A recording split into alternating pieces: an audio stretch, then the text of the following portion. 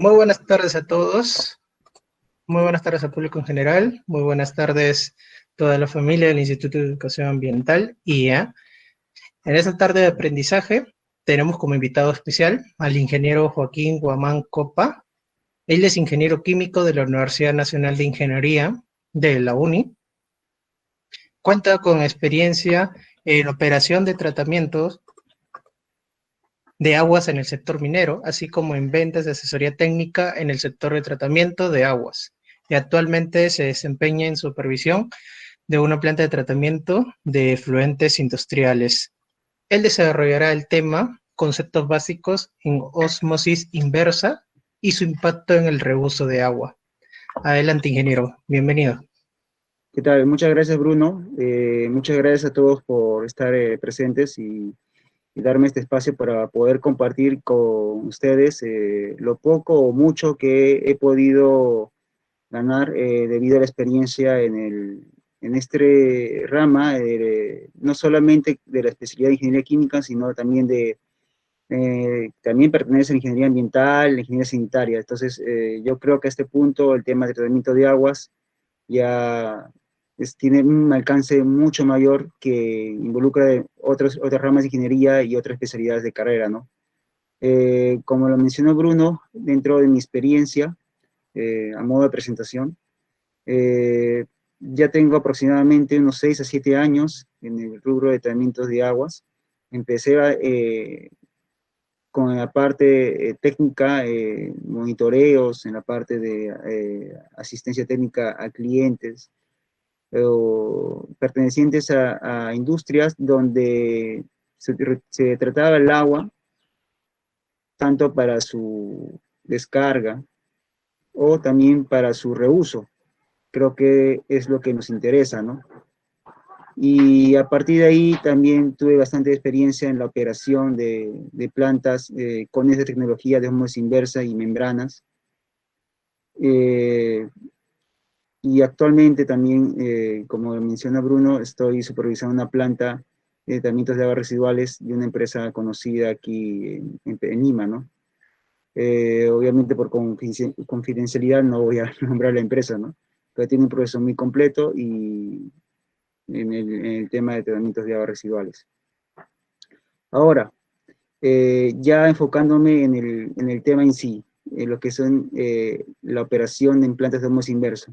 Primero, para que ustedes tengan entendido, la ósmosis inversa es una tecnología que si bien tal vez está sonando con mayor fuerza en este momento eh, en- en el ambiente, es una tecnología que ya tiene bastantes años ya de aplicación en el mundo, ¿no? Es más, en la siguiente positiva van a ver un pequeño, digamos, línea de vida de la tecnología del ósmosis inversa y cómo ha estado evolucionando a partir de diferentes retos que se les ha puesto.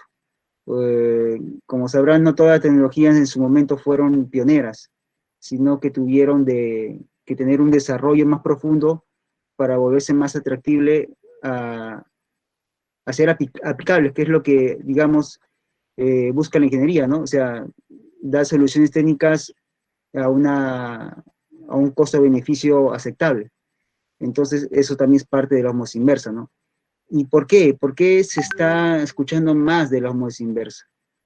Uno, como lo mencionó, es el reuso del agua, el enfoque a, a no, a salvaguardar este recurso que es muy importante.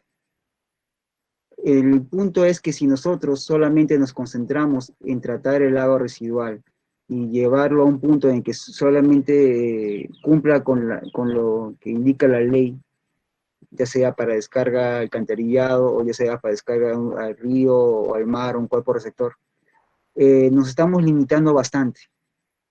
Entonces, el chip de ahora, el chip es que esto vuelva al inicio, vuelva al proceso con una calidad necesaria para que el consumo de agua fresca disminuya.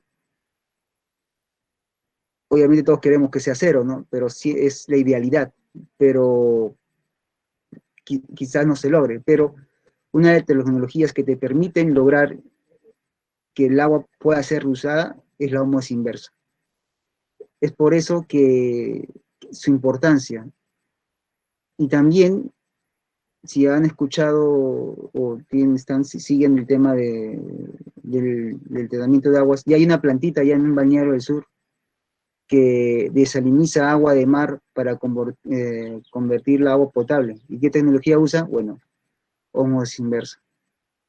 Entonces, el impacto que genera esto en el ambiente es profundo, es bastante alto. Seguro sabrán ya es por demás decir que en países del Medio Oriente, esos países que son conocidos por su carga de petróleo, que están debajo de su suelo, son parajes desérticos, donde prácticamente no hay cuerpos de agua dulce, ¿no? Entonces ellos, ¿de dónde obtienen su agua potable? Lo obtienen en su mar, desalinizan agua de mar para obtener agua potable. Países como Israel, países del Medio Oriente, Arabia Saudita, hasta España, ya no diría si es una moda, porque ya creo que ya no es una moda, sino ya es una tendencia clara a, a quedarse, es que países con ese recurso costero que tienen costa, están apuntando a desalinizar agua de mar para obtener agua potable, ¿no? Entonces, ya la tecnología no es inversa, ya debería al menos a mi forma de ser una tecnología que tenga más aplicación, que pese más, ¿no? Y mientras se les pueda a ustedes capacitar en conocimientos de operación, en conocimientos de la teoría, entonces les va a servir bastante para poder entender y involucrarse bastante en este bonito campo del reuso de tratamiento de agua, ¿no? Ahora, como le decía, la historia de la ósmosis inversa se puede remontar tranquilamente unos 50 años atrás, si no es más. Desde la aparición de las primeras membranas de uso comercial, que fueron las de acetato de celulosa. Luego, en el camino, fueron evolucionando las tecnologías para obtener estas membranas, hasta las que actualmente conocemos y las que son comerciales, que son de poliamida, de un compuesto de poliamida. Entonces, ¿el por qué de esta evolución? ¿Y por qué antes no se usaba esta tecnología y ahora sí? Bueno, es el costo energético. Más adelante van a ver el principio de ósmosis inversa, de repente algunos ya lo conocen.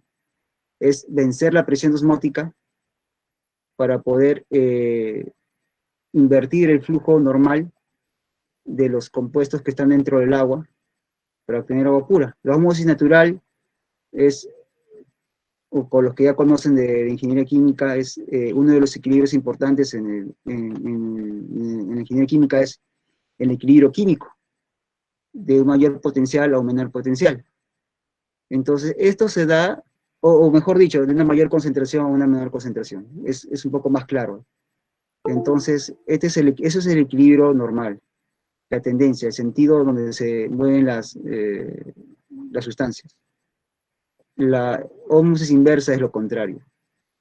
Entonces, al no ser natural, entonces debemos aplicar una energía, y esta energía se traduce en presión. ¿Y qué presión debemos ejercer? Bueno, mayor a la presión osmótica que manda el tipo de agua que queremos osmotizar, ¿no? Depende mucho de la composición de sales, qué sales están dentro de ese tipo de agua que queremos osmotizar, y esto te va a indicar la presión osmótica a vencer, ¿no? Entonces, bajo esto ha modificado la tecnología de membranas que anteriormente no tenían esa capacidad de resistir altas presiones y que te limitaban a ciertas calidades de agua, ¿no?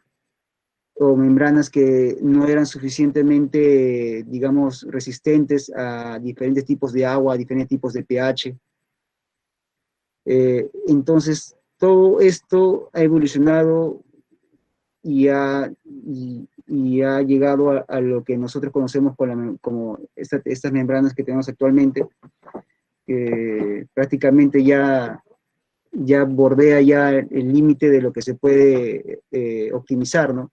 Dentro del campo de ondas inversas se puede optimizar tanto en la recuperación de energía, se puede optimizar en lo que es la tecnología de membrana, y otras cosas más. Actualmente llegamos a un punto en que ya se ha llegado ya a un tope, donde ya queda muy poca brecha en poder sacarle más jugo. Pero no están contentos, ahora quieren llegar a otro punto, quieren ya, de repente algunos han escuchado lo que es la ósmosis directa, ¿no? Es otra cosa ya. O el término de descarga cero, ¿no? Eliminar el concentrado como un residuo de la ósmosis inversa que generalmente se retorna a una cabecera de proceso o se dispone, en los casos que son las desalinizadoras, a mar adentro, ¿no? Entonces, en búsqueda de poder optimizar o disminuir los efluentes o residuos, se está enfocando en estos dos puntos, ¿no? Ya hay avances respecto a eso, ¿no? Entonces, miren, o sea, el tema de la ósmosis, no solamente inversa, sino de la tecnología de ósmosis, no sé.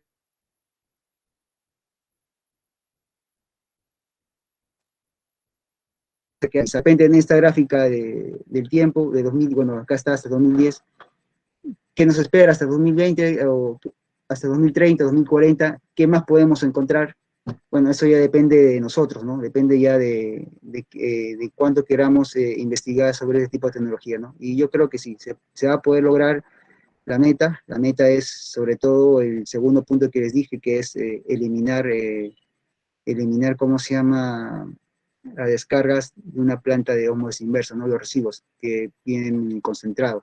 Que más adelante vamos a explicar qué es el concentrado, ¿no? O el rechazo de sales. Bueno, ¿qué es la ósmosis inversa? Bueno, la ósmosis inversa es una tecnología de membranas que usa no solamente el tamaño de la partícula que uno quiere retener, sino también ciertas propiedades de las partículas, como su carga, para que puedan ser retenidas y rechazadas por la membrana. En la gráfica van a ver de manera didáctica 4 tipos de membrana. La primera, la que está codificada con MF, se refiere a membranas de microfiltración. En la segunda línea van a ver las membranas de ultrafiltración, luego nanofiltración y luego ósmosis inversa. Y a manera de volverlo más expresables, indican qué sólidos normalmente o qué compuestos son retenidos y rechazados por este tipo de membranas. Como pueden ver, las membranas de microfiltración son retenidos o rechazados compuestos de un tamaño como las bacterias, ¿no? O sólidos suspendidos. Ya en las membranas de ultrafiltración ya son un poquito ya más finas, ¿no? Estas se pueden remover proteínas. Ya más de menor tamaño encontramos las membranas de nanofiltración, ¿no? Estas sí retienen iones multivalentes, o sea, iones con cargas mayores a 1, más 2, más 3, como el calcio, el magnesio, o aniones como sulfato, carbonatos, ¿no? Y algunos iones monovalentes de mayor carga, de mayor tamaño, ¿no? Y las membranas de RO ya te remueven ya sales o compuestos o iones como cloruro, como sodio, ¿no? Entonces, es ese tipo se llega a este punto de rechazo en las membranas de ósmosis inversa, ¿no? O ya a un nivel muy pequeñito. Bueno, Bruno, ¿me escuchan claramente, no? Ingeniero, ¿me escucha? Sí, Estamos sí, monitoreando. claro. Listo. Si tienen alguna pregunta, de repente tú me das un espacio, o de repente las ponemos las preguntas al final, y tú me indicas. Correcto, ¿Ok? no se preocupe. Ujú. Ya. Bueno, acá es un poquito ya más visual, ¿no? Acá podemos ver ya a manera de tamaños, ya se explica ya, o se da el rango del tamaño de estas partículas, de micrómetros. Como se dan cuenta, mire, en dónde se encuentra el rango de la ósmosis inversa, ¿no? Estamos hablando de partículas menores a 10 a la menos 3 micrómetros, que es, micrómetros 10 a la menos 6 metros, imagínense, ¿no? Estamos hablando de nanómetros prácticamente. Eh, Luego tenemos, ¿cómo se llama? Bueno, ahí lo pueden ver, ¿no? Pueden ver que las membranas de ósmosis inversa pueden retener iones divalentes, sales acuosas, detergentes, iones monovalentes y hasta ciertos como átomos de carga neutra, ¿no? Entonces, esto te asegura una purificación del agua alta, ¿no? Pero como vamos a ver más adelante, todo tiene un costo. Se obtiene calidades de agua muy buenas, pero a costa de algo. Y entonces eso es lo que vamos a ver más adelante en lo que son los conceptos de operación, ¿no? Vamos a ver cuál es el costo a pagar para tener, al usar esa tecnología. Bueno, ¿qué características tiene una membrana de ósmosis inversa? Acá, de manera, o tal vez Bruno podría hacer esta pregunta, ¿quiénes de los participantes ha visto una membrana de ósmosis inversa? Disculpe, ingeniero. Podrías preguntar cuántas personas conocen una membrana de ósmosis inversa para ver si podemos, si alguien ya conoce de manera visual una membrana de ósmosis. A ver, chicos, en el chat comenten si saben sobre la composición de una membrana de ósmosis inversa. O de forma visual, ¿alguien conoce una membrana de ósmosis? Parece que no, ingeniero. Ya, listo. Más adelante vamos a ver una membrana ya, a ver si de repente me adelanto un poquito para...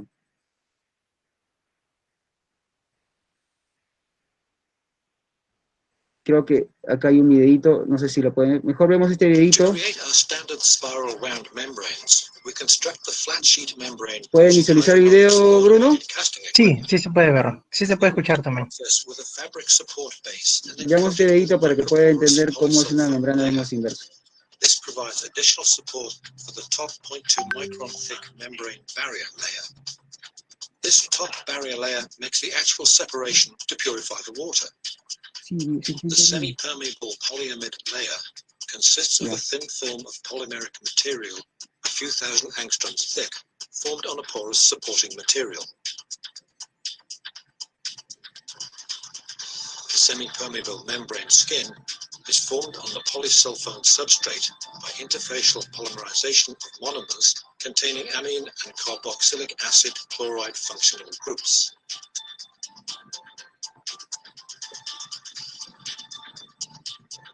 Hydronautics manufacturing procedure enables independent optimization of the distinct properties of the membrane support and salt-rejecting skin. The combination of these three layers makes a durable membrane flat sheet that is used in each spiral wound element. The membrane flat sheet is then combined with a sheet of feed channel spacer. This provides turbulence and creates space between the membrane sheets to allow uniform flow of the water to the entire membrane surface. The leaves of membrane and feed channel spacer are then combined with a sheet of permeate spacer, which provides open flow channels for the permeate even under high pressure. The leaves are glued along each of the three exposed sides.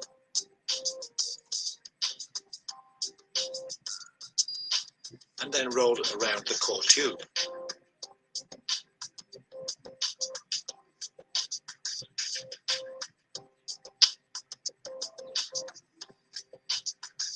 With the back of the membrane completely sealed to the edges of the permeate spacer, the feed water is forced through the feed channel spacer, contacting the front or barrier layer of the membrane. Clean water, or permeate, passes through the membrane surface into the permeate channel and then flows in a spiral direction to the center of the element and is collected into the core tube. Hydronautic spiral wound elements can then be loaded into pressure vessels and interconnected with additional elements to complete any number of design specifications. Once the end adapter is connected to the last element and the pressure vessel is sealed, feed water can be introduced and then treated.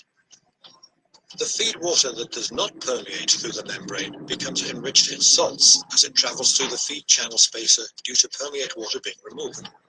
Typically, 8 to 10% of the water is removed in one 40-inch long membrane element.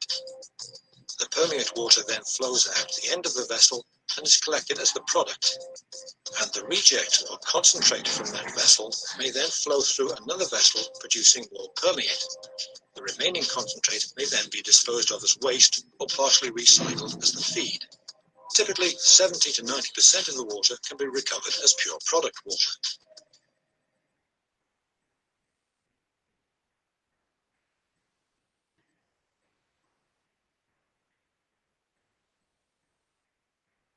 Ya bueno, el videito creo que ha ayudado a entender un poquito de manera más visual cómo es una membrana de ósmosis inversa y cómo funciona. Y bueno, acá la parte gráfica ya es para resumir lo que hemos visto, ¿no? Se han dado cuenta de que prácticamente una membrana de ósmosis inversa es enrollar un pliegos, pero dentro de esos pliegos está la membrana, o sea que en realidad es como si fuera una sábana de papel, y se pone a los costados espaciadores, ¿no? Otras láminas que sirven como espaciadores. ¿Esto qué hace? Esto hace que no se combine el agua que se va a filtrar con lo que se permea a través de la membrana. El agua que se filtra por la membrana se colecta por unos canales que se derivan a la parte concéntrica, que es el tubo cuando están enrollados hay un tubo que pasa por el medio. Ahí se colecta el permeado y esto se retira a lo largo del housing o vessel, que es, digamos, los portamembranas, ¿no? Entonces, esto, si han podido ver, el agua que ingresa por un extremo de la membrana durante su circuito, como pueden ver en la parte D, en la imagen D de la diapositiva, se va filtrando o permeando, es un argot que se maneja cuando se habla de ósmosis inversa, se va permeando a lo largo del recorrido del flujo. Cuando termina de pasar por la unidad o la membrana, se ha permeado cierta cantidad, que se ha colectado con la parte concéntrica, como permeado. Y la salida sigue siendo el agua que se ingresó como alimentación, pero más concentrado. Y esto pasa a otra membrana que está subsecuente a la primera membrana. Y permea y vuelve también a salir agua más concentrada. Y así sucesivamente hasta las membranas que nosotros hemos configurado en el sistema. Entonces se han dado cuenta qué tan importantes son los elementos que consta de toda esta membrana, ¿no? Los espaciadores, la goma que se usa para los pliegos, el tubo colector, también hay unos sellos especiales que se llaman O-rings, que son como empaques. Entonces,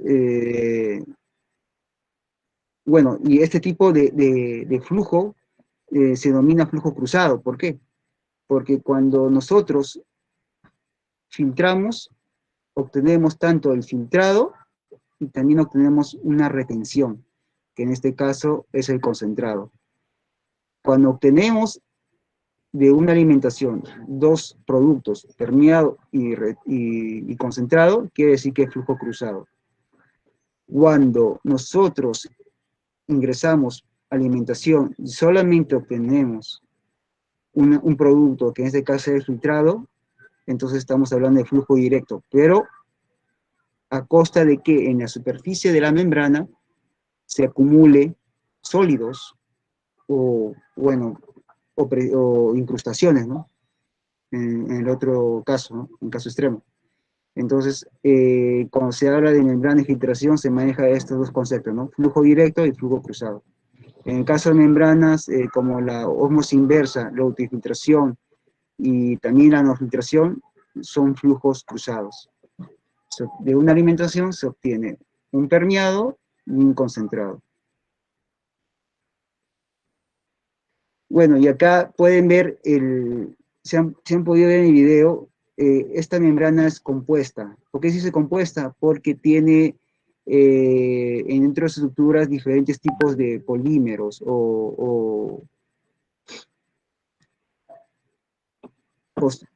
sí, polímeros en realidad. Pero, ¿qué funciones cumplen? Bueno, sobre todo las capas más de mayor grosor, de mayor espesor, como lo pueden ver en la imagen, que son de polisulfona, dan esa rigidez, dan la base estructural en la que se soporta la pequeña o la bien fina capa de poliamida, que en sí es la que hace el proceso de filtrado, ¿no? Entonces, esto se llama Thin Film Composite Membranes, que en la forma abreviada es TFC Membranes, ¿no? Que son las membranas que, digamos, son las más comerciales ahora, ¿no? Entonces, ese es su esquema de de los espesores que tienen estas capas dentro de la membrana. Se podrán dar cuenta que la poliamida son 3 micrómetros a comparación de 40 o 120 micrómetros que son los que ocupan las demás capas. Es bien delgadita, es bien delgadita. Bueno, y acá es una composición, digamos, genérica de cómo está compuesta la membrana de poliamida, ¿no? ¿Cómo se llama? Es un grupo orgánico, como pueden ver en su estructura, contamos con grupos carboxílicos en los extremos de los compuestos aromáticos, ahí, COOH. También tenemos compuestos nitrogenados, si no me equivoco, es terciario, y dentro de la cadena del polímero. Esto es muy importante y se van a dar cuenta por qué, porque esto le da a la membrana ciertas propiedades dependiendo del pH en la que se encuentra el agua que vamos a alimentar. Y el pH es una propiedad muy, muy, muy importante, no solamente por cómo te dice la química o cómo se presenta la química de los compuestos que están dentro del agua, porque dependiendo del pH se puede hablar mucho de lo que son solubilidades de las sales, y esto al final se traduce en qué tipo de incrustaciones podemos encontrar o qué tipo de incrustaciones van a ser de mayor potencial de daño a las membranas. Si no, te va a decir cómo se va a comportar la membrana de acuerdo a estos grupos que pueden ver ahí que están dentro de la membrana. Se van a comportar, le van a cierta carga a la membrana, y esto va a definir bastante sobre cómo va a rechazar o cómo va a llevar el proceso de permeado del agua que queremos tratar, ¿no? Entonces es algo muy importante conocer al menos la composición básica de las membranas de ósmosis inversa. Y bueno, si bien antes habíamos visto los espesores de las capas, pero en sí eso no es el espesor del poro de la membrana, ¿no? Acá en el poro de la membrana estamos hablando de 0,6 a 0,8 nanómetros, o sea, estamos hablando de 10 a menos 10 metros. En ese rango se encuentra el poro de una membrana de ósmosis inversa. Es bien pequeñito, es bien, bien, bien pequeñito. Pero aún así de pequeñito hay compuestos todavía más pequeños. Compuestos más pequeños y que no están cargados y que puedan pasar a través de la membrana. Entonces, estos compuestos son los que no se va a poder retener o separar en el proceso de filtración.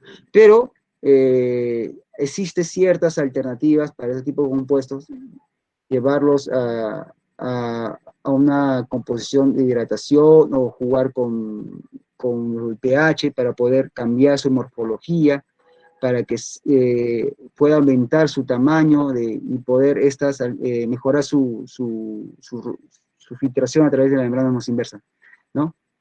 Entonces, ¿con esto qué quiere decir? Que hay compuestos muy, muy pequeñitos que todavía pasan la membrana osmosis inversa. Pero el poro de la membrana es bien delgadito y esto es muy eficaz para compuestos o iones multivalentes o iones monovalentes de mayor peso atómico. Estas sí son retenidas en las membranas de osmosis inversa.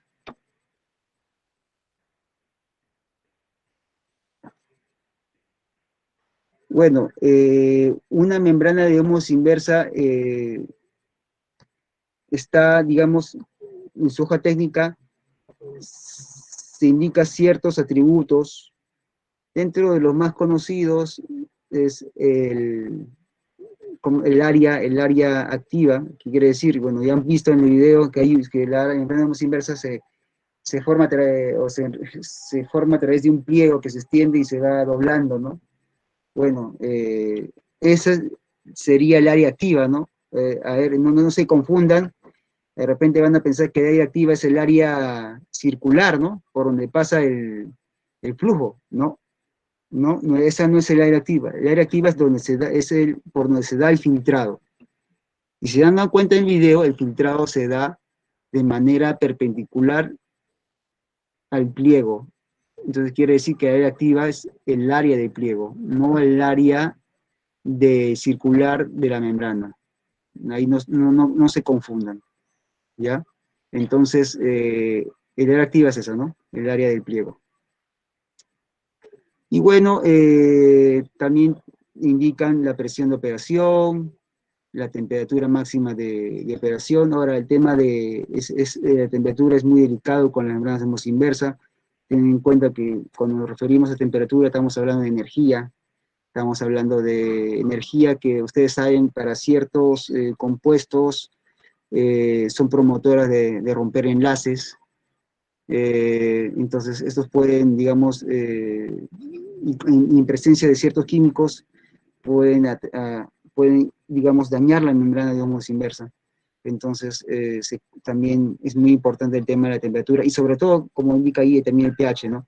Si bien el pH de estas membranas de poliamida son de amplio rango, estamos hablando de pHs bajos, desde casi menos de 1 a pH 12, esto no quiere decir que sea recomendable trabajar en ese extremo, ¿no?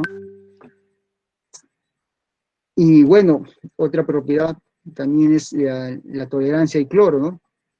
El cloro es un compuesto muy dañino a las membranas de osmosis inversa que son a base de poliamida. El cloro ataca la estructura de la poliamida, la debilita. Y bueno, ¿qué pasa cuando a un filtro se le hace huecos? Bueno, deja pasar más agua, ¿no? Pero no solamente agua, sino agua que no se ha filtrado. Entonces, eso es lo que pasa cuando las membranas de osmosis inversa están expuestas a estos agentes oxidantes, sobre todo al cloro. Y en la hoja técnica te dice la tolerancia al cloro que tiene esta membrana, ¿no? Ahí, para manera de ejemplo, dice 500 ppm hora. O sea, quiere decir que esa membrana esto le tolera 500 horas trabajando a un ppm de cloro. Entonces, ese es su límite de esa membrana, ¿no? Pasa de esos 500 horas trabajando un ppm de cloro en la concentración de alimentación y ya se va a empezar a dañar. Bueno, ya esto es algo más técnico, ¿no? Ya te indica el rango de producción de la membrana, lo mismo que me había visto anteriormente, la presión máxima, el rango de temperatura y otras propiedades más o especificaciones de la membrana, ¿no?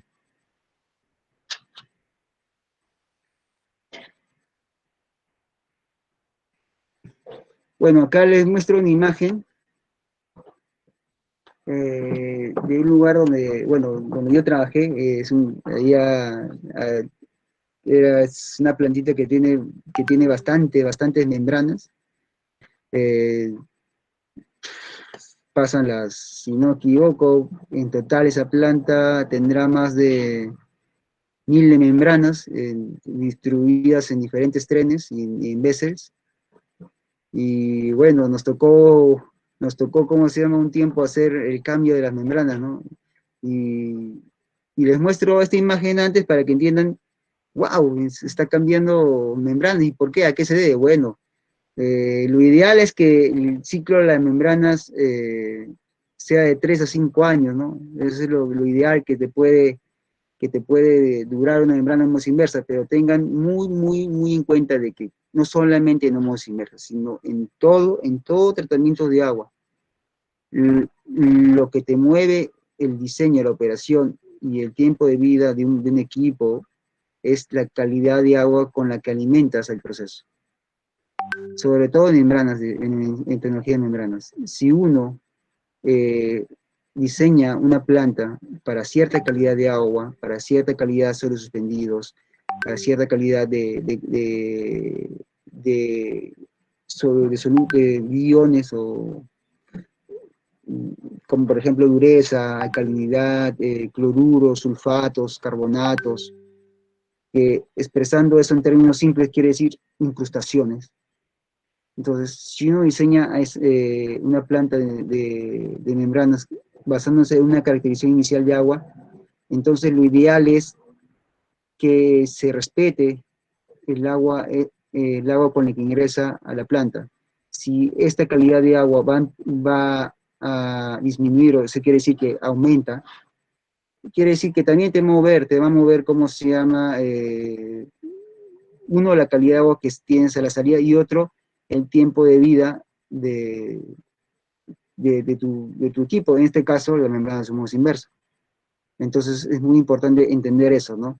A veces cuando uno pone una planta, piensa de que esa planta te va a aguantar cualquier cambio brusco en la operación, ¿no? Bueno, y esta semana tengo más, el agua está más cargada, ¿no? Bueno, que lo trate.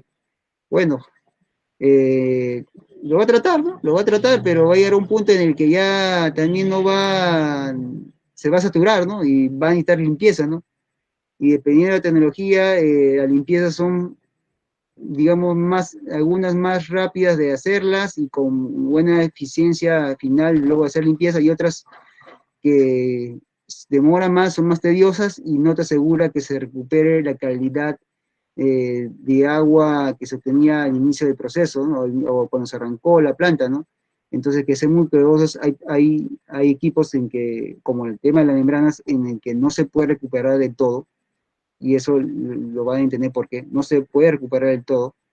Entonces, por una mala decisión o por una mala, digamos, entendimiento de lo que implica cómo trabajar una membrana, puede llegar a gastar o implicar un costo muy fuerte en cambio de membranas. Una membrana no está nada barata.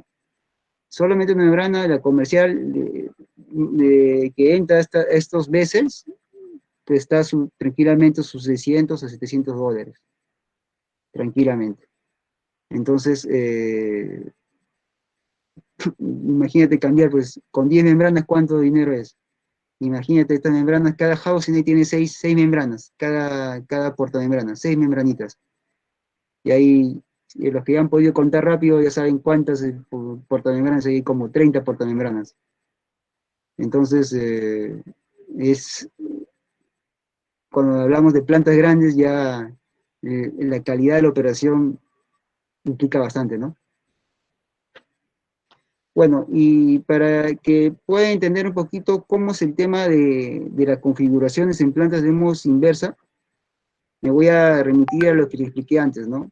Cuando nosotros hablamos de humos inversa, quiere decir que a la membrana se le va a ingresar un flujo que denominamos alimentación.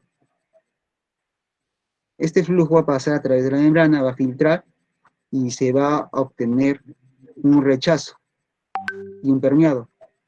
El permeado es el agua de alta calidad,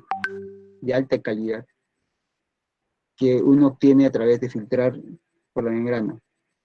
Y el rechazo es toda esa agua que no ha pasado por la membrana y que arrastra lo que, no, lo que, lo que dejó el agua permeada. Eso quiere decir que si yo meto, digamos, tanta cantidad de, por decir un número, ¿no? De 100 cubos de agua, ¿no? Y obtengo 70 cubos de permeado, y el agua con la que alimenté, digamos, está en 1000 microsiemens, y el permeado que obtengo es un agua tranquilamente por debajo de los 50 microsiemens, dependiendo del tipo y la calidad de agua que he ingresado. Entonces, ese concentrado se está llevando todo lo que se quedó en la membrana. Ese es su trabajo del concentrado. Sirve como un arrastre para que no se quede la sal en la superficie de la membrana y que incruste la membrana o que ensucie la membrana, ¿no? Porque no solamente la alimentación de una osmosis inversa implica sales, sino te implica, digamos,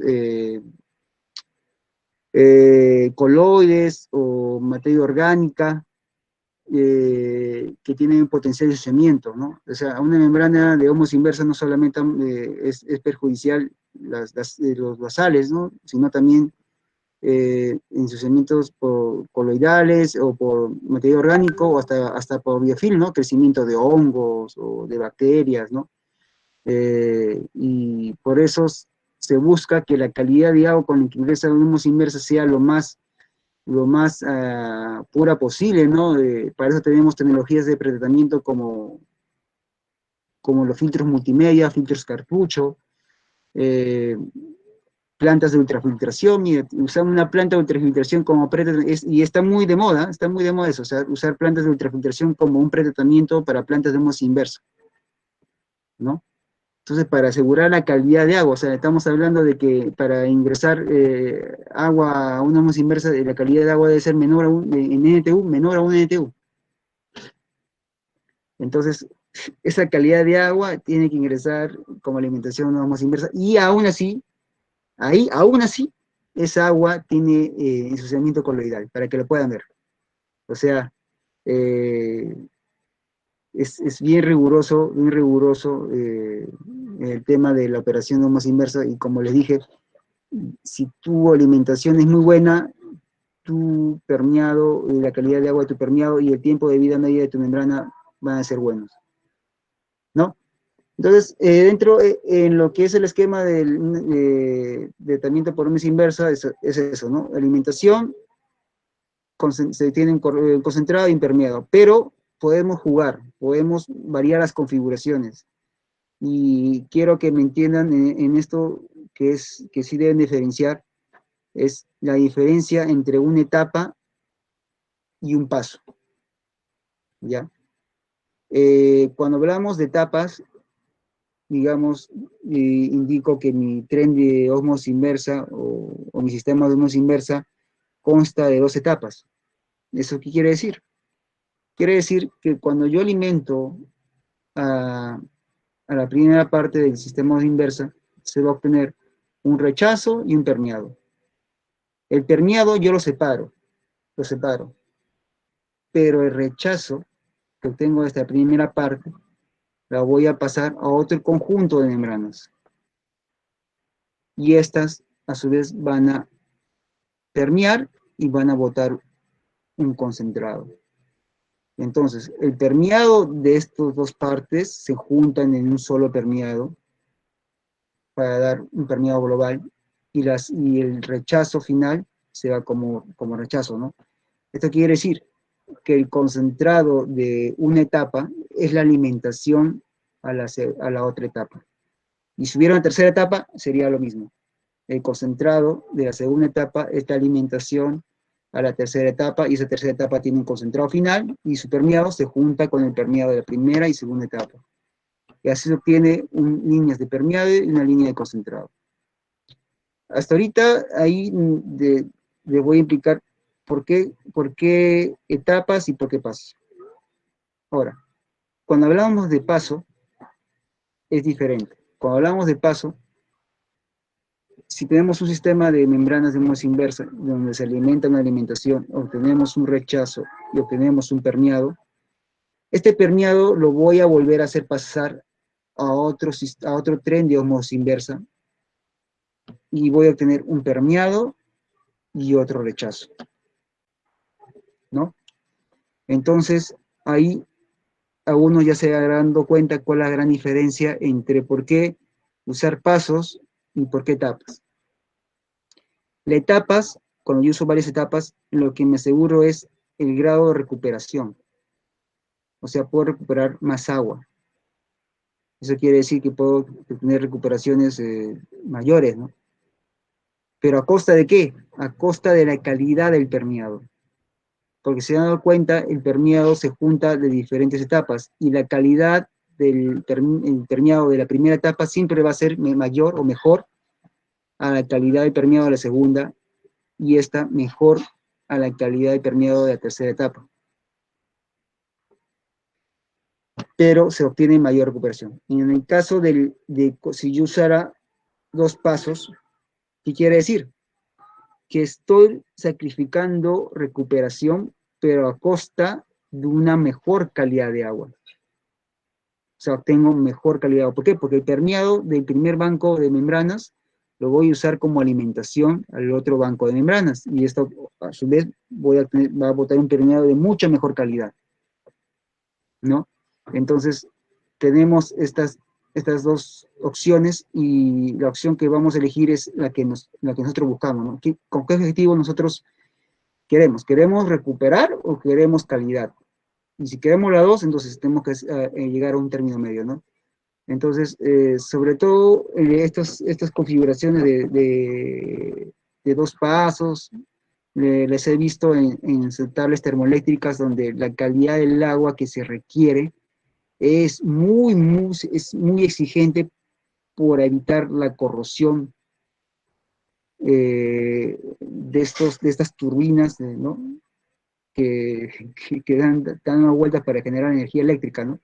O también para lo que son la industria farmacéutica, donde la calidad de agua debe ser muy pura, ¿no? Y es más, no solamente se queda en lo que somos inversos, sino pasa a otro tipo de tecnologías como el SEDI, ¿no? Que te bota ya menos de un microsiemen, mucho menos todavía, de un microsiemen de conductividad. Imagínate, a ese rango, ¿no? Entonces, justamente para alimentar agua a ese tipo de tecnologías, utilizan el osmosis inversa como pretratamiento, para que lo puedan ver. Entonces, depende mucho de nosotros qué estamos buscando. En cambio, esos sistemas de varias etapas, es donde lo utilizaba yo en mi planta, ¿no? Que era para aumentar el recovery, la recuperación de agua, y esto buscaba sacar agua del sistema, ¿no? Nosotros trabajábamos con una agua residual de un proceso en una mina muy conocida. Entonces esta agua excedente del proceso con contaminantes teníamos que tratarla y teníamos que retirar lo mayor posible. Entonces nosotros sacrificábamos, por decirlo así, porque nuestra calidad aún así era muy buena, permeado, pero a costa de tener mayor flujo de permeado, ¿no? Mayor flujo de permeado, y para que esto se pueda ir retirando del proceso, ¿no? Y que no esté dando vueltas. Entonces, depende mucho de nosotros qué queremos, y así elegir nuestra configuración en la plantita de osmosis inversa. Ahora, con lo que respecta a la operación, como ya les mencioné, algo muy importante es el pretratamiento. ¿Ya? El pretratamiento no es el paso previo a la osmosis inversa, sino esto va mucho más atrás, ¿no? Dependiendo del proceso que ustedes manejen, va a haber de repente muchos pretratamientos, o sea, un tratamiento previo a un tratamiento, y así sucesivamente, y al final de repente van a encontrar la planta de osmosis inversa, ¿no? En mi caso, nosotros teníamos un proceso de detoxificación para eliminar un compuesto muy tóxico. Luego teníamos un proceso para coprecipitar metales, utilizando tratamiento físico-químico.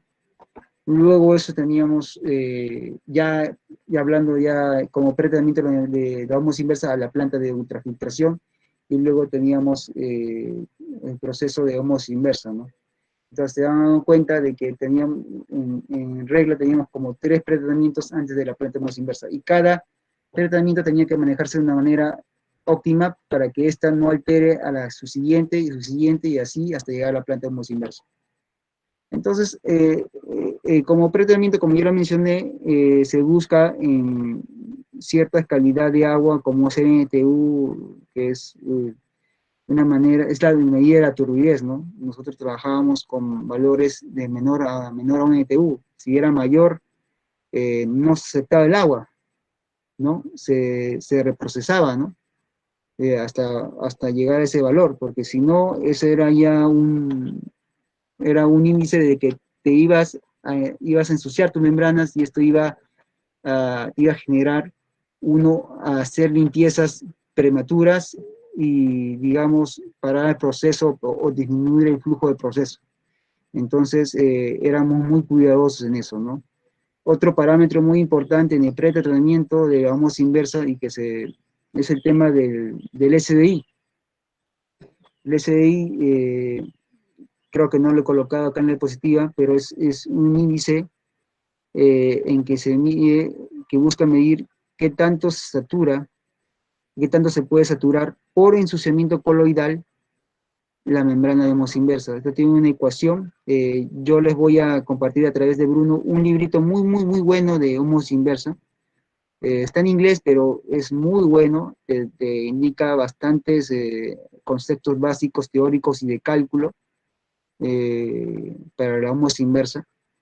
Y ahí indica muy claro cómo se obtiene el valor de SDI, pero a manera de resumida, el valor de SDI óptimo para un sistema de osmosis inversa en la alimentación debe ser menor o igual a 3, ¿no? Entonces asegura que la membrana de osmosis inversa no se ensucie prematuramente, ¿no? Y bueno, y así existen otros digamos, condiciones que deben cumplir la alimentación, ¿no? Algunos también el control de pH, ¿no? Dependiendo de qué sales tenga tu alimentación, el pH te va a decir qué tan soluble o insoluble o qué compuesto forma, y si el compuesto tiene potencial de infiltración para tu membrana, ¿no? Entonces también se maneja el tema del pH. Ahora, creo que llegó la hora de explicarle cuál es digamos, uno de los potenciales factores por la que una membrana de osmosis inversa se daña. Y estas son las precipitaciones. Como se han dado cuenta, la membrana de osmosis inversa es a un punto, tiene un nivel en el que retiene sales. O sea, si lo queremos expresar de un parámetro que podamos medir fácilmente es la conductividad. La conductividad te mide indirectamente la cantidad de iones en el agua, ¿no?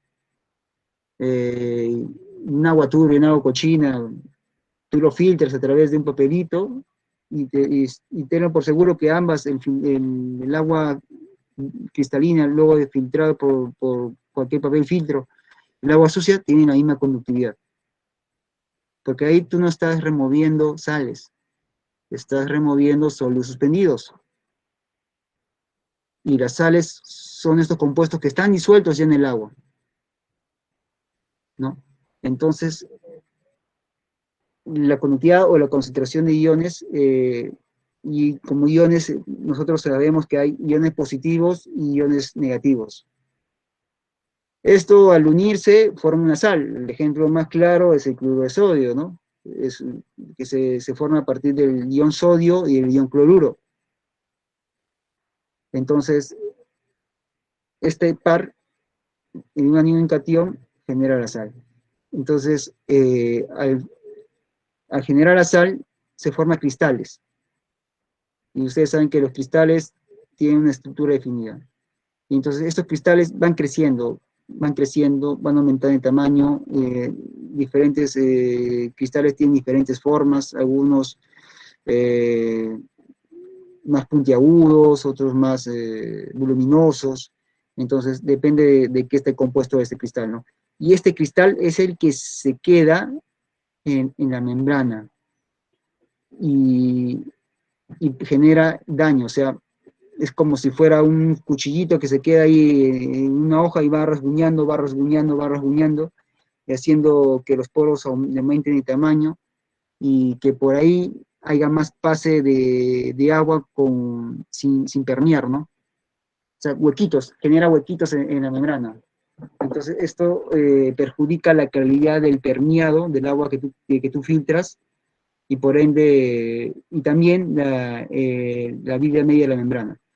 Entonces, estas incrustaciones son muy, muy importantes, su control, y una manera de controlarlos es evitar que se formen, y otro es a través de uso de químicos ya formulados, específicos, que tienen diferentes mecanismos para inhibir el crecimiento de estos cristales o en algunos casos llegar a repelerlos, ¿no?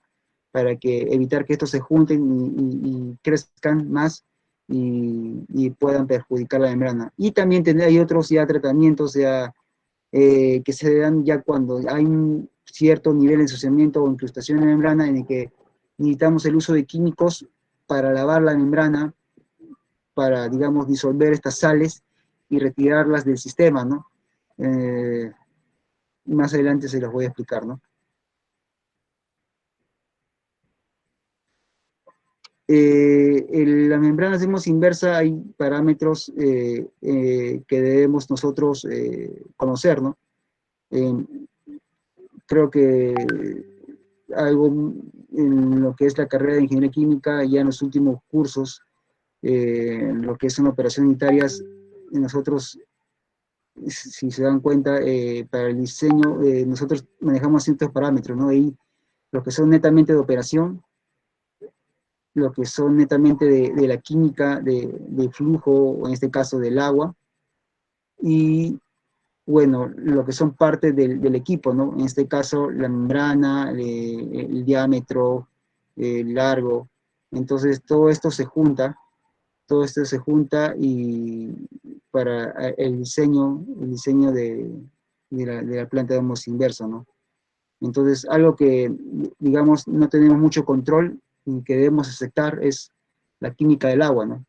Es algo que viene ya inherente ya en el flujo del proceso y que es más o menos lo que, sobre lo que nosotros ya basamos todo lo que sigue, ¿no? O sea, es eso y tienes que tratarlo. No vas a poder cambiarlo, al menos que hagas un tratamiento adicional antes de la planta de osmosis inversa, ¿no? Pero es lo que manda, ¿no?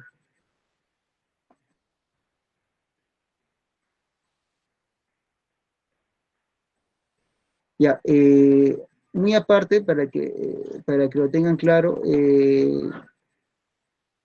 no solamente las incrustaciones, como lo mencioné, es un factor a tener en cuenta en el cuidado de las membranas de osmosis inversa, también está el ensuciamiento. Ya, también se da el crecimiento de biomasa o microorganismos.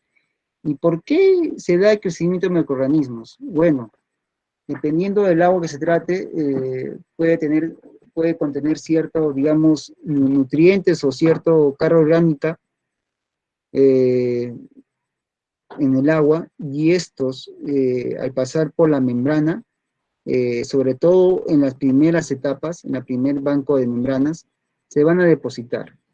Y como es materia orgánica, va a servir como fuente de alimentación a ciertos microorganismos, ¿no? No quiero decir que todas las aguas tengan esta característica, algunas más que otras, y algunas casi nada, pero se puede dar. Entonces, el crecimiento de microorganismos también puede ser un factor de ensuciamiento en las membranas de osmosis inversa. Y también hay algunos pretratamientos fisicoquímicos que utilizan floculantes para poder, digamos, tratar el agua, para sedimentar los sólidos, y cuando existe mucha sobredosificación, este polímero se queda como traza en el agua y pasa a la planta de ósmosis y se queda en la membrana. Y también posible fuente de alimento para estos microorganismos, ¿no? Entonces, es más, cuando existe deslizamiento coloidal, que afecta sobre todo la primera etapa de una planta de ósmosis inversa, esta genera una capa en la membrana, en el pliego, y que sirve como si fuera una casita para estos microorganismos, ¿no? Ahora, la incrustación suele darse en sistemas donde hay varias etapas, y se da sobre todo en las últimas etapas. Porque como ya expliqué anteriormente, cuando hablamos de etapas, el concentrado de la primera etapa sirve de alimentación a la segunda etapa. ¿Y esto qué quiere decir? Que estás alimentando con una mayor conductividad y por ende una mayor concentración de sales y por ende un mayor potencial de incrustamiento a la segunda etapa que la primera. Y si tienes una tercera, peor aún. La tercera va a tener mucho mayor potencial de incrustamiento.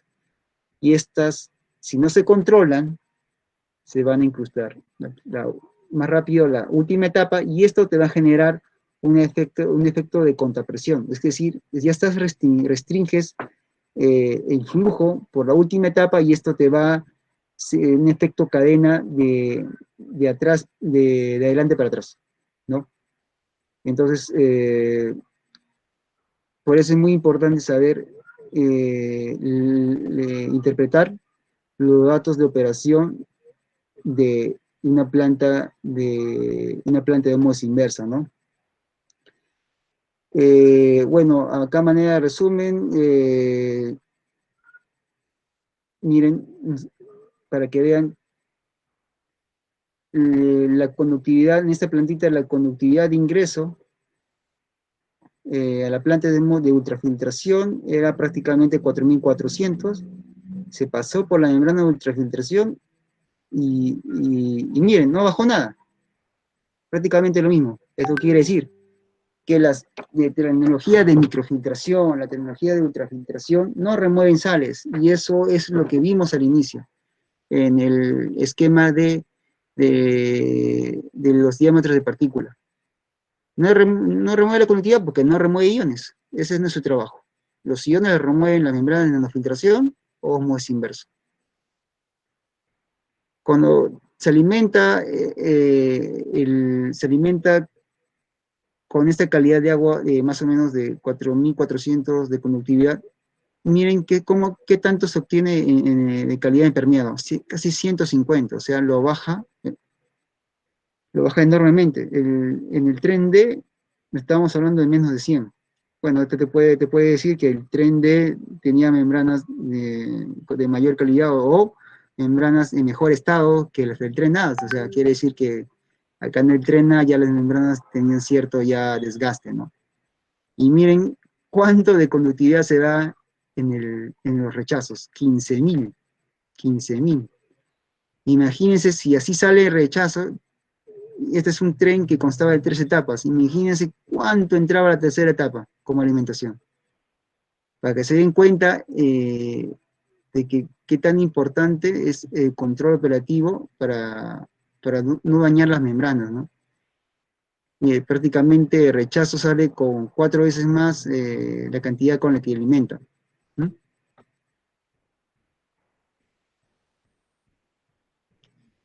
Y bueno, para entender o para hacer un seguimiento óptimo a las membranas al proceso de ósmosis inversa, se maneja dos cositas, dos términos bien conocidos, que es el flujo normalizado y la presión normalizada. Ahora, ¿por qué esta palabrita de normalizado? Bueno, la paralítica normalizado quiere decir que se aplica un factor de corrección. Para que lo tengan claro y para que puedan entenderlo, les voy a dar dos escenarios distintos. Tengo mi planta de ósmosis inversa y tengo una conductividad de 4000 microsiemens.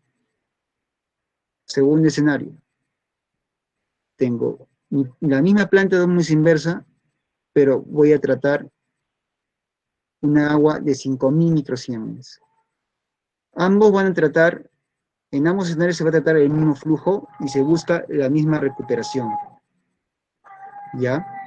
Ahora, la presión de trabajo va a ser diferente en ambos, pero no necesariamente, y pero no necesariamente la presión normalizada, el flujo normalizado van a ser diferentes. ¿Por qué? Por eso, el normalizado busca eliminar estos cambios, eliminar los cambios de temperatura, los cambios de conductividad. ¿Para qué? Solamente quedarnos con los efectos de ensuciamiento. Porque en un proceso puede cambiar la presión, puede cambiar la temperatura, hasta puede cambiar el flujo, el recovery, y al hacer tantos cambios, de repente el flujo va cambiando, el flujo de alimentación va cambiando, o la presión de alimentación va cambiando, y uno dice, bueno, ha subido, ha bajado, pero ¿y cómo está mi membrana? Pues por eso. Son ecuaciones donde se mete estos factores de presión, temperatura, conductividad, y que te bota un valor de flujo normalizado y presión normalizada. Y bajo esto yo ya puedo comparar diferentes escenarios. Entonces, si ya normalicé mi data, por decir mi flujo, y veo que el flujo normalizado empieza a caer, ¿qué quiere decir? Como pueden ver en la gráfica, hay ensuciamiento o incrustamiento. Y esto va a hacer que baje mi flujo, o sea, mi producto. Voy a obtener menos producto. Entonces, por regla general, cuando uno normaliza la data, y en el caso del flujo normalizado veo que hay un 15% de disminución, yo ya debo realizar una limpieza química. O mejor aún, ya cuando veo un 10% de declive o reducción, yo ya debo programar la limpieza química y no esperar a que haya 15. Mientras más rápido actúe, más rápido voy a recuperar esa membrana y lo voy a recuperar quizás totalmente. Porque mientras más rápido, más deje que se ensucie la membrana, no la voy a recuperar. O la voy a recuperar parcialmente, o como yo lo he visto en carne propia, no se recupera. Y llega un punto en el que tienes que cambiar la membrana. Pero también hay otro caso. Cuando vemos que el flujo normalizado empieza a subir. Y bueno, pues ya es algo bien extraño, ¿no? O sea, ¿por qué tu flujo va a empezar a aumentar, no? Bueno, ese es un sistema muy claro de que tu membrana ya se hizo hueco, pues, ¿no? Ya se hizo un poro o tiene una fuga por ahí, ¿y eso cómo se acompaña? Bueno, midiendo conductividad. Si conductividad aumenta en tu permeado, quiere decir que la membrana se ha hecho hueco y por ahí está filtrándose el concentrado, y está que aumenta la conductividad de tu permeado. O por ahí se salió, digamos, un sello, un O-ring, un empaque, y vas a tener que desmontar el tren hasta ubicar el empaque que se ha soltado y volver a colocarlo o poner uno nuevo y colocarlo y volver a tomar la data y comprobar si se solucionó el problema, ¿no? Entonces, es bueno interpretar cómo se llama estos parámetros de flujo normalizado, ¿no? Y no solamente el flujo normalizado, sino también tenemos la presión normalizada, ¿no? Creo que acá no lo he puesto.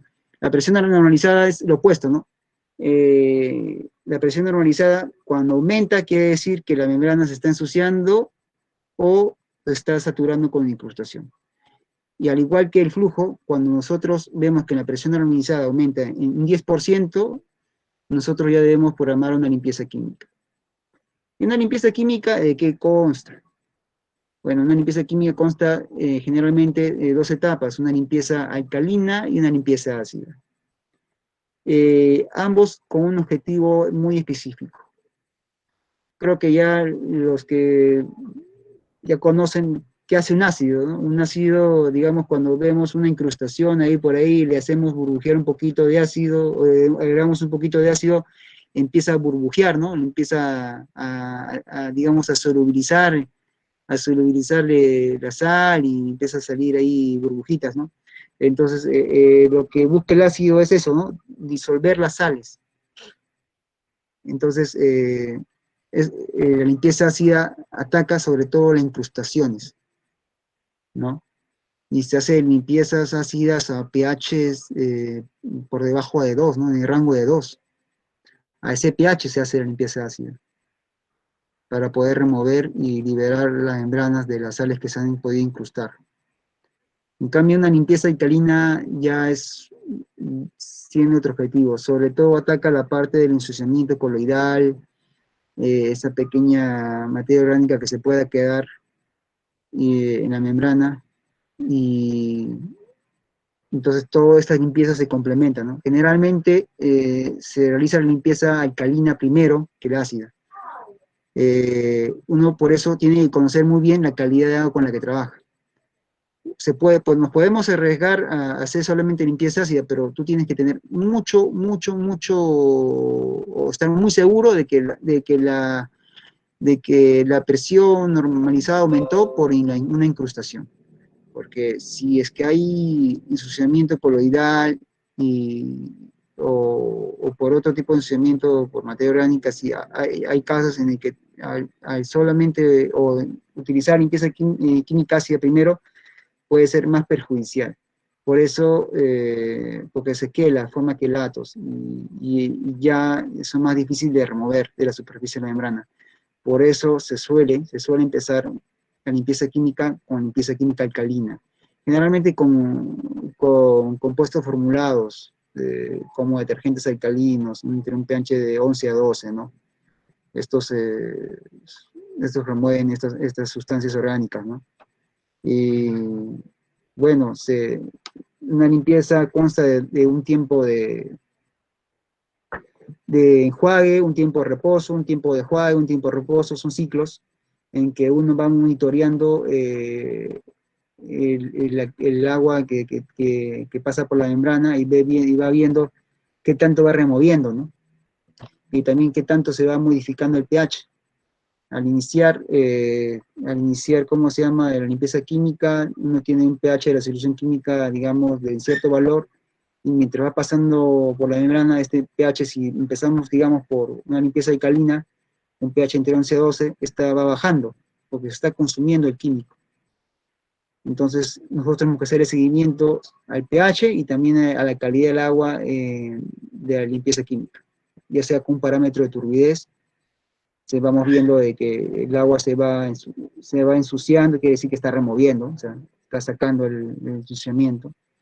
Y ya cuando vemos que ya no se obtiene, y llega a un punto en que ya no vemos más remoción, entonces eso quiere decir en que ya la limpieza ha llegado a su tope, ¿no?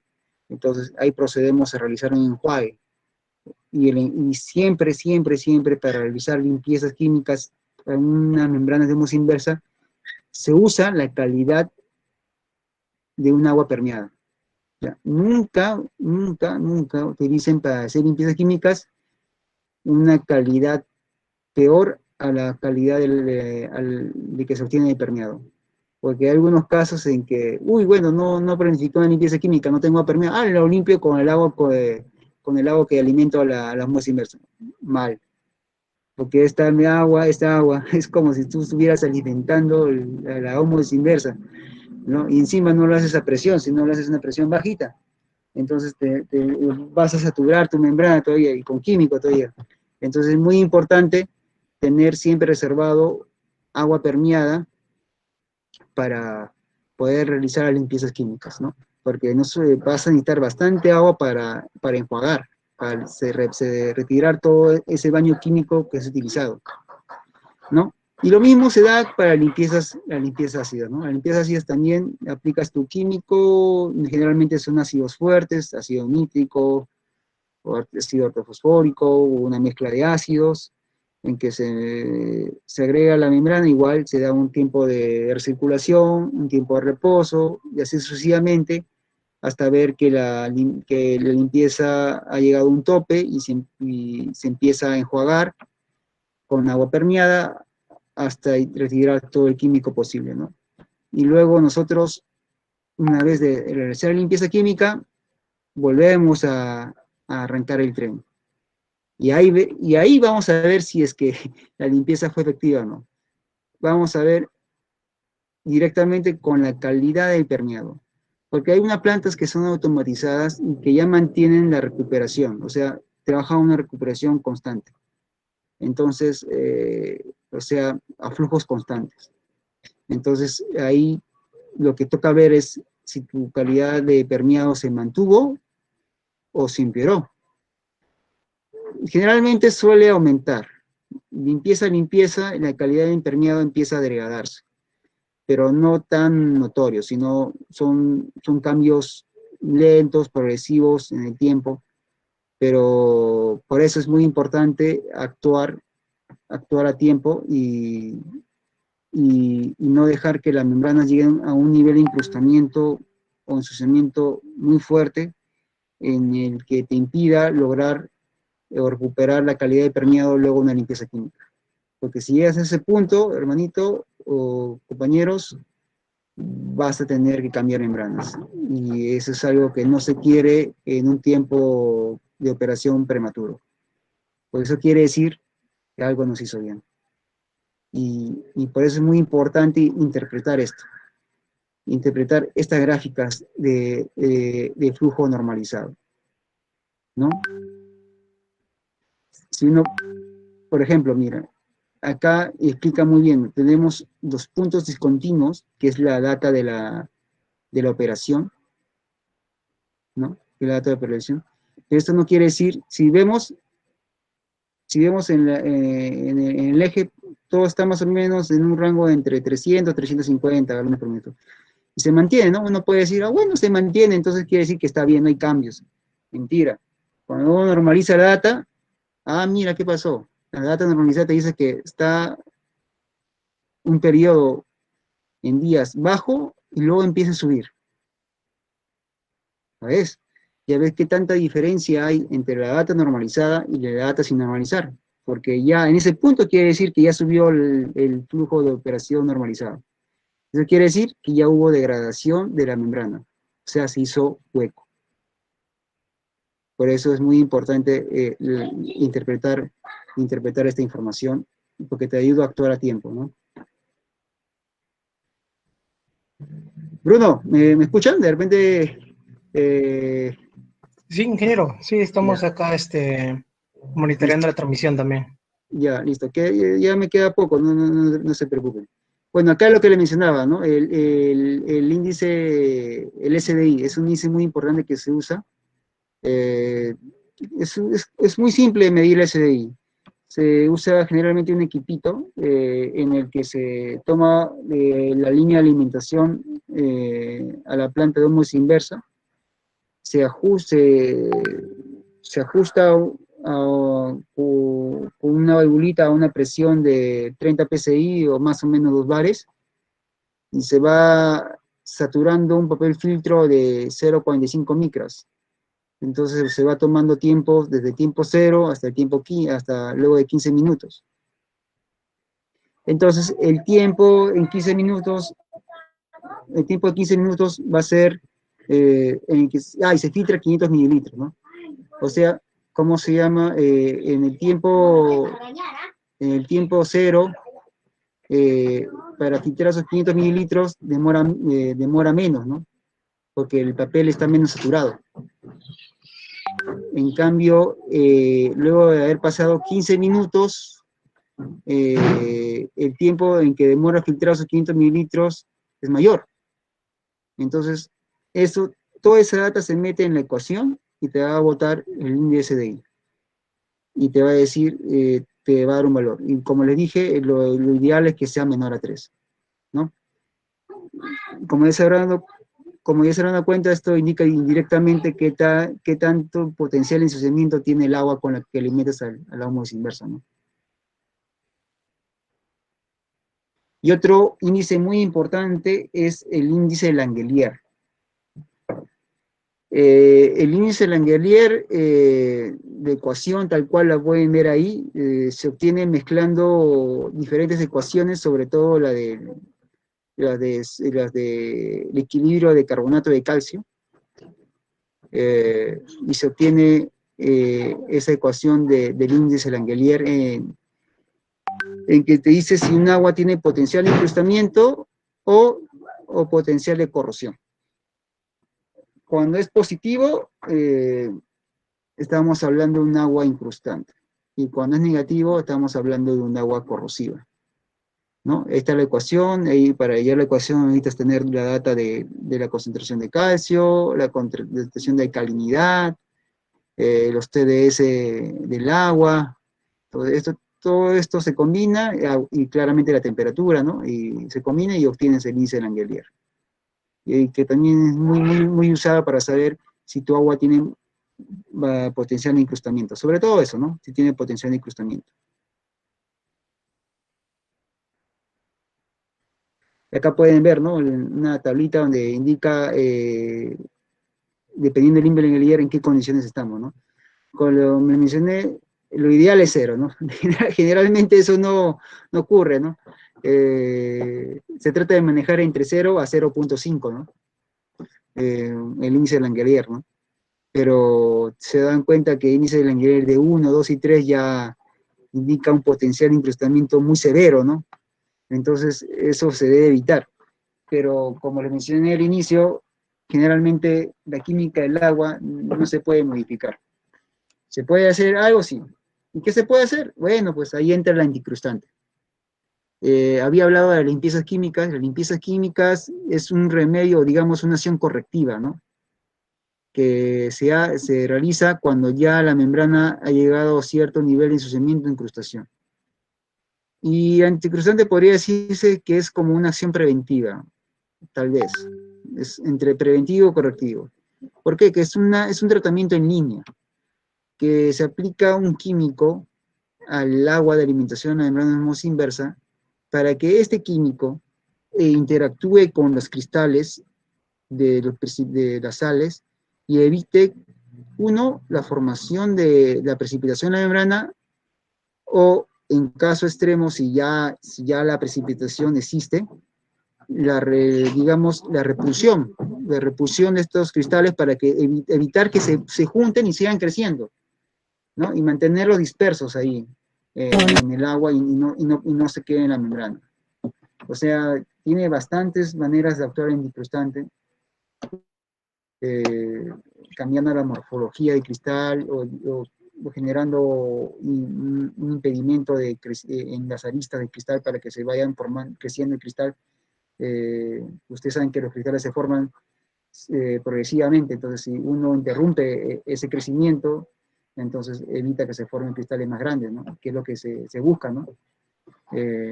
Entonces, anticrustante es algo muy usual, un químico muy usual que se aplica en las plantas de osmosis inversa, y su dosificación o la cantidad que se aplica depende de qué tan incrustante y qué incrustaciones pueden haber en esa agua. Hay anticrustantes muy específicos para sulfatos,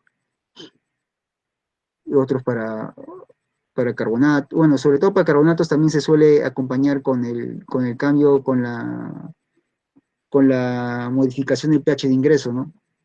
En mi caso, nosotros ajustábamos el pH a un pH neutro para evitar ¿cómo se llama? Tener problemas con con incrustaciones de carbonatos y aplicábamos el anticrustante para actuar sobre las incrustaciones de sulfatos, ¿no? Digamos, era algo combinado, ¿no? Entonces, pero todo esto depende de la calidad de agua con la que trates, ¿no? Y bueno, saber medir estos índices, ¿no?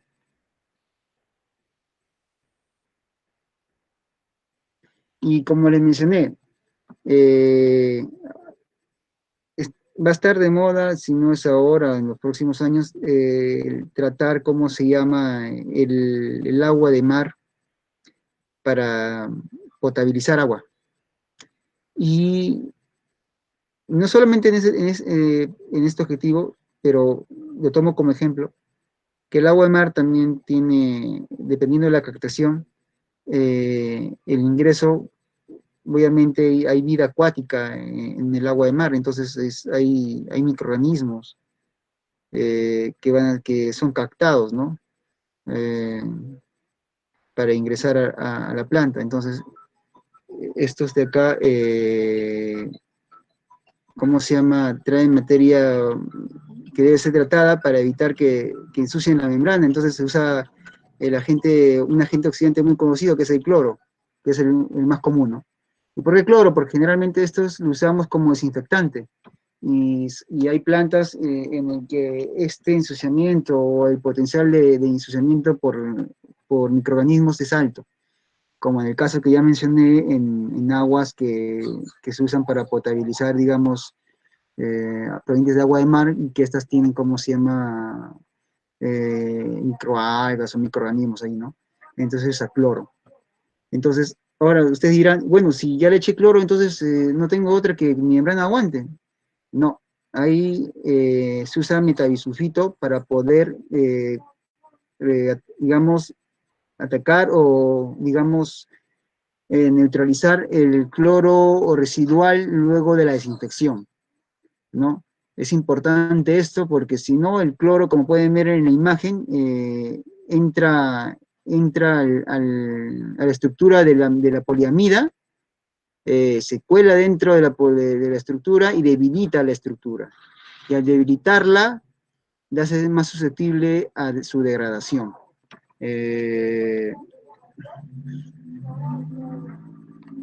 ¿Cómo se llama? Entonces, hay que tener...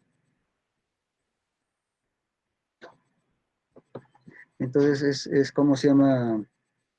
Es bien importante el medir el cloro residual que tiene nuestra agua y, de acuerdo a eso, utilizar la dosis exacta de metabisulfito para poder controlarlo, ¿no?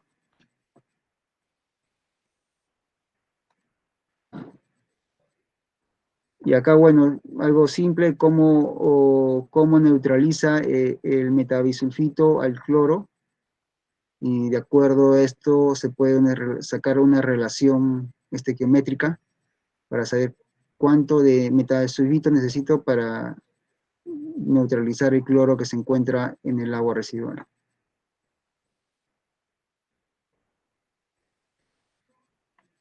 Y miren, acá es otro de las herramientas que se utiliza en el tratamiento de osmosis inversa es, bueno, ya si mi membrana falló, pongo otra, ¿no? Y empecemos de nuevo la historia.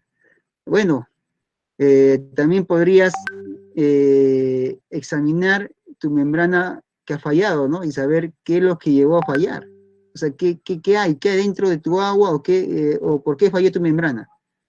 Y eso te dice mucho, ¿no? Eso te va a decir, ha sido por esto, ha sido por ensuciamiento, ha sido por hierro, por una incrustación, por crecimiento microbiano. Entonces, todo esto a través de una autopsia de membrana, y te puede dar una mejor idea de en qué debes focalizar tu tratamiento, ¿no?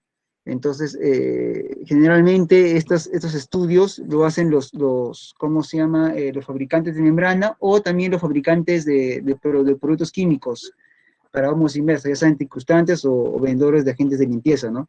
Entonces, ellos te piden, digamos, que les envíes una membrana que hayas cambiado, que indiques en qué posición ha estado, si es una primera etapa, segunda etapa, tercera etapa, que indiques toda esa información, y ellos van a abrir la membrana, van a hacer prácticamente una autopsia, van a cortar la membrana, van a hacer pruebas de flujos, van a examinar, sacar qué componentes hay o qué compuestos se han formado en la membrana, te van a decir, es una sal, no, es hierro, es como se llama, o un metal con manganeso, aluminio, lo que sea, ¿no?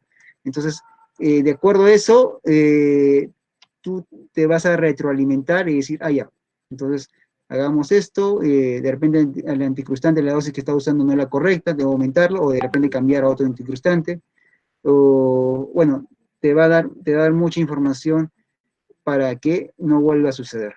Entonces, esta es una herramienta también de las que se usa para mejorar tu proceso en la ósmosis inversa. Y bueno, y acá, ¿no? Es para que vean cómo se forma el biofilme, ¿no? Cómo se va cuando tu agua tiene este potencial de crecimiento de bacterias, cómo se va formando en la superficie, ¿no?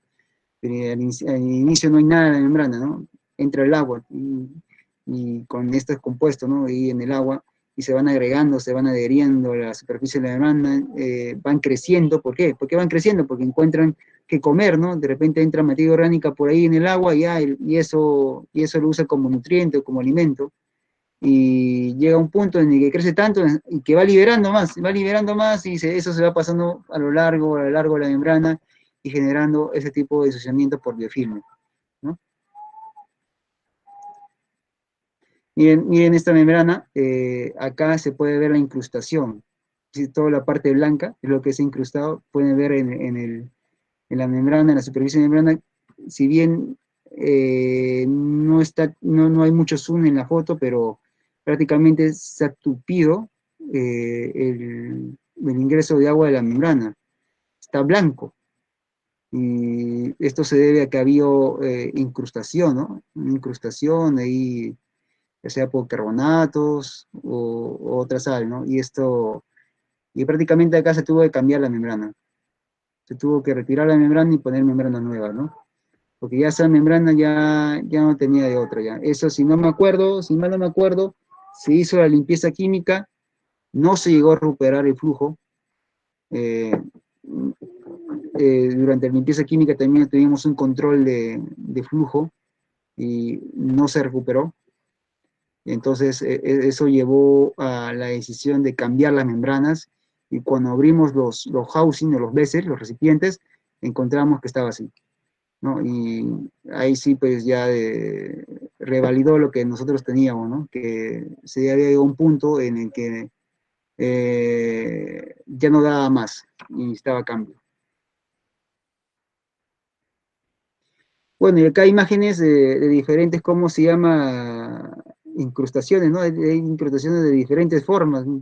Y algunas son como cubitos, otros son como si fueran púas, otros como si fueran piedritas, otros más grandes. Entonces, también dependiendo de la morfología del cristal, también te dice cuál es más peligroso que otro, ¿no? Algunos son, como les mencioné anteriormente, como ganchitos, ¿no? Que se agarran como si fueran púas en la membrana, y estos generan más, degradan o rompen más rápido la membrana, ¿no? Y hay unas que se pegan bien, y ya ahí, así le metas químico, es muy, muy, muy difícil de poder removerlos, ¿no? Como le mencioné, ya cuando se llega a un extremo ya en que la presión normalizada sube o el flujo normalizado desciende, ya se tiene que ir pensando en la limpieza alcalina y la limpieza ácida, ¿no? Bueno, Bruno, si bien ha sido, digamos, una presentación con pequeños contratiempos, espero que lo poco que he podido compartir se haya podido entender, y si no, bueno, podemos pasar, digamos, a las preguntas que tengas por ahí, que te hayan compartido, y poder ayudarles a resolverlas, ¿no? Sí, ingeniero. Sí, justo estamos viendo acá.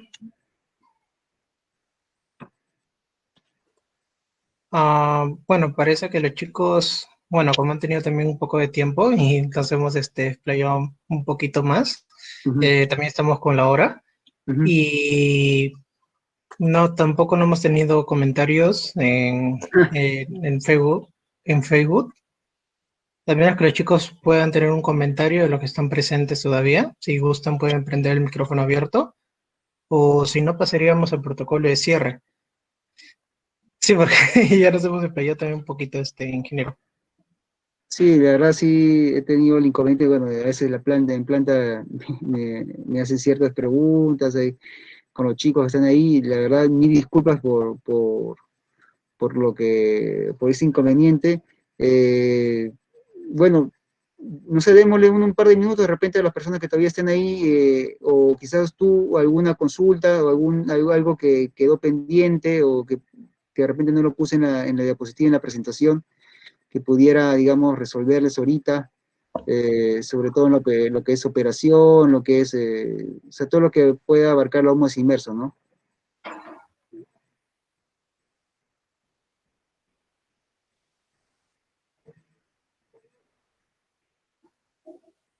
Vamos, chicos, no sean tímidos, por favor.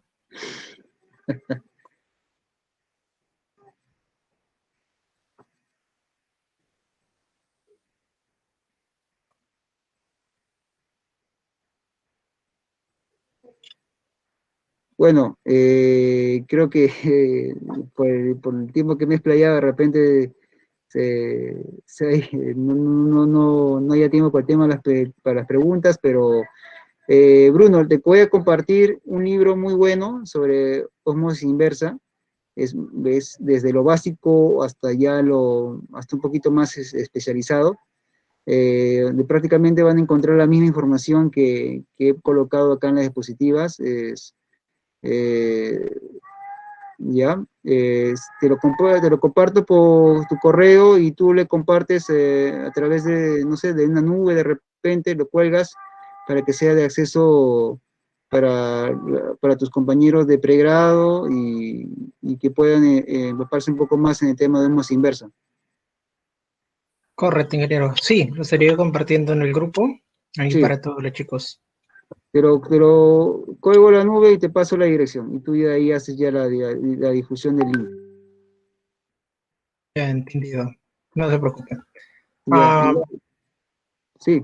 sí, ahora ya vamos a iniciar el protocolo de cierre para ya cortar la transmisión en vivo. Ujú. Y, ingeniero, ¿me permite la pantalla un ratito para compartir? Ahí se ve. Ya. No, sí, todavía sigue presentando. Espérame. Ah, todavía no se puede visualizar la... No, no, sí, si me permite compartir para poder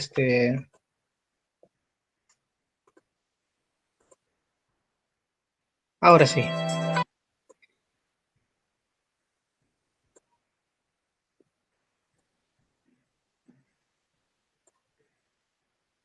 Ingeniero Joaquín, bueno, en Sí, te nombre del escucho. Instituto de Educación Muchísimas gracias. Ambiental, se le otorga este certificado de reconocimiento Ujú. por su destacada participación en calidad de expositor, ¿no? En el proyecto de jornadas talleres virtuales a datos ambientales del Instituto de Educación Ambiental. Y bueno, el tema presentado el día de hoy de conceptos básicos en osmosis inversa y su impacto en el reuso de agua, ¿no? Presentado el día de hoy, 13 de marzo del 2021, ¿no? Y bueno, lo firman el gerente general del IEA, el ingeniero Fran Martínez Linares, ¿no? Muchísimas gracias, ingeniero, y ha sido muy interesante. Solamente que como es un tema muy extenso y muy técnico, eh, quizás es un poco pesado también para los chicos que todavía están en quinto, sexto, séptimo ciclo, ¿no? Y bueno, en el Facebook en vivo sí han estado, parece, ha habido regular personas conectadas, y yo creo que sí ha sido muy enriquecedor, ¿no? Por Listo, esa parte le agradecemos bastante, ingeniero. no hay problema, o sea, tal vez más adelante podamos hacer también un temita de lo que creo que ya también, bueno, no sé si ya lo han expuesto, tratamientos físico-químicos o tal vez, no sé, pues algún tema relacionado al tratamiento de agua, ¿no? En que podamos apoyarte ahí y poder compartir conocimientos. En realidad ya agradezco a Fran también, es un colega que reconozco mucho, también a ti, Bruno, estas iniciativas que tienes en lo que es compartir experiencias y no solamente experiencias, sino me acompañó de conocimientos técnicos. Yo me acuerdo en la universidad, antes de poder cerrar, a veces este tema de osmosis inversa era muy superficial, o sea, no se hablaba mucho, se hablaba solamente de cálculos bien básicos, ¿no? Y en realidad es todo el boom del tratamiento de aguas en los últimos 10 años lo ha convertido prácticamente en una rama completamente robusta, ¿no? Hay tratamientos biológicos, físico-químicos, oxidación, promembrana, o sea, es muy extenso que ya no solamente se puede tocar con ciertos cursos selectivos o lectivos de la universidad, ¿no? Tienen que ser prácticamente un plan de estudio, ¿no? De verdad, me gusta poder compartir estos conocimientos con ustedes, porque así uno puede generar competencia, ¿no? Competencia y, y salir salir al mercado laboral con mayores herramientas, ¿no? Eso es bueno. La competencia siempre es bueno, ayuda a mejorar. Y eso es lo que creo que debemos enfocarnos y lo que se busca en estos espacios para, para compartir esas experiencias, ¿no? Muy agradecido, Bruno, muy agradecido a todos, la verdad. Bruno, Si tienen alguna pregunta que quedó en el aire y quieren hacerla, canalicen a través de Bruno y yo voy a estar gustoso de poder Bruno. resolverla en cualquier momento. Ahí Víctor está con el micro prendido. Sí, Bruno, buenas noches, ingeniero. Más bien lo que le quería solicitar, a ver, el ingeniero estaba hablando bastante, una charla de verdad bastante amplia, y como él dice, debería ser como un curso, porque es bastante. Lo que le quería consultar es si un curso él nos pudiera dictar más adelante lo que es recuperación de quebradas o recuperación de fuentes naturales de agua, ya que por ejemplo acá en mi Amazonía estamos tratando de recuperar una quebrada que ha sido, bueno, es bastante contaminada. No sé si se pudiera dictar ese curso o tema más adelante. Bueno, depende qué tengas a quebrada, ¿no? Porque, o sea, la recuperación implica que se debe tratar, ¿no? Y, y bueno, hay diferentes tecnologías de tratamiento, entonces, como todo receta, se empieza por algo y se empieza por caracterizar el agua. Muy aparte del curso, si lo puedo dar o no, yo creo que no es mi fuerte, no es mi fuerte, pero conozco muy buenos colegas que sí están dentro de ese tipo, de ese rubro, en lo que son recuperación de cuerpos acuíferos, o también he participado, he sido, ¿cómo se llama? Eh, He estado en cursos en diseños de plantas para juego municipal y todo eso, y te explican, ¿no? Te explican que es importante caracterizar el agua para saber qué contaminantes tienes y de acuerdo a eso, dibujar la ruta de qué tratamiento es el adecuado para obtener también, y que debes plantearte es qué calidad de agua quieres obtener. Entonces, el punto inicial es cómo está el diagnóstico y el punto final es hasta dónde quieres llegar. Y eso te va a decir qué tecnología vas a aplicar. Eh, no es como anteriormente, cuando yo estaba en 2014, 2015, a veces, ¿no? Yo digo, no, hay vendedores que por vender te dicen que tu químico, tu producto, lo va a hacer todo, ¿no? Y no es verdad. O sea, los tratamientos están hechos para ciertos objetivos. Los fisicoquímicos te pueden ayudar para lo que son suspendidos totales, para cierto porcentaje de carga orgánica de cubo, no totalmente. Y también están los biológicos, que te remueven sobre todo carga biodegradable, DBO. Los procesos oxidativos, que te remueven de cubo que no es biodegradable. los tratamientos de membrana, que ya van, como te has dado cuenta, a compuestos tan diminutos como son los iones, ¿no? Que te atacan lo que es la conductividad, todo eso. Entonces, cada tecnología tiene su fuerte y depende de dónde estás y a dónde quieres llegar. Yo creo que no sería aún mi fuerte para poder dictar ese curso, pero yo creo que sí hay personas o en el rubro que sí podrían, ¿cómo se llama? Conocidos míos que pueden apoyar a Fran y a Bruno para atacar ese tema, compañero.